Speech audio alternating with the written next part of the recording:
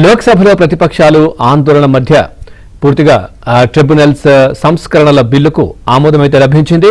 ఇక మూజుబానీ ఓటింగ్ తో బిల్లుకు సభ్యులు ఆమోదం తెలిపారు. ఇక లోక్సభలో వెల్లోకి దూసుకెళ్లేందుకు ప్రతిపక్ష ఎంపీలు ప్రయత్నించారు. దీంతో స్పీకర్ వారిని సముదాయించే ప్రయత్నం చేసినప్పటికీ వెనక్కి తగ్గలేదు. దీంతో లోక్సభను మంగళవారానికి వాయిదా వేశారు.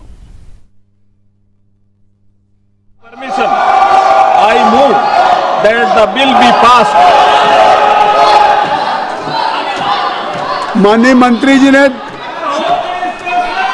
विधेयक को पास करने के लिए प्रस्तुत किया है। आप में से किसी लोगों को अगर विधेयक पे कुछ कहना हो तो कहिए। तो सदन में आप हंगामा कर रहे हैं। प्रश्न ये है कि विधेयक को पारित किया जाए, जो सदस्य इसके पक्ष में वो हाँ कहें, जो सदस्य विरोध में है वो ना कहें। मेरे विचार में निर्णय हाँ वालों के पक्ष में हुआ, हाँ वालों के पक्ष में हुआ, प्रस्ताव स्वीकृत हुआ और विधेयक पारित हुआ।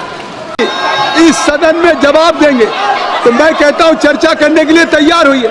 बिजनेस एडवाइजरी कमेटी में भी माननीय सभी दल के नेताओं के द्वारा वहां पे संसदीय कार्य मंत्री, फिर सभा की कार्रवाई कल मंगलवार दिनांक 11 अगस्त 2026 को प्रातः 11 बजे तक के लिए स्थगित की जाती है.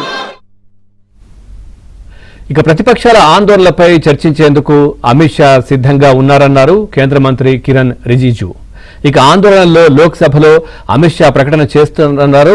ఇక బీఏసీ సమావేశంలో ప్రతిపక్ష నేత రాహుల్ గాంధీకి ఇదే విషయాన్ని చెప్పామన్నారు. ఇక అమిత్ షా మాట్లాడేందుకు స్పీకర్ సమయం కేటాయించారన్నారు. उसका चर्चा हो सकते हैं. मेरा अनुरोध है कांग्रेस पार्टी और विपक्ष के साथियों को कि जब छात्र आंदोलन को लेकर के सरकार चर्चा के लिए तैयार है तो आप बिल्कुल चर्चा के दौरान हंगामा नहीं करेंगे और गृह मंत्री जी का सरकार का जवाब पूर्ण रूप से पूरी तरह से सुनेंगे शांति से. ये भी आप विश्वास दिलाना पड़ेगा. ऐसे तो नहीं हो सकता कि चर्चा मांगेगा, जब सरकार जवाब देता है तो हंगामा करके फिर भाग जाते हो या हाउस को चलने नहीं देते हैं और नारेबाजी करता है. ऐसा नहीं होगा.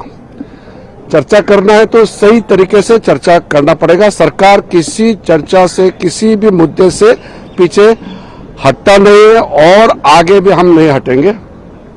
इसलिए बहुत ही साफ साफ हमने अपना पक्ष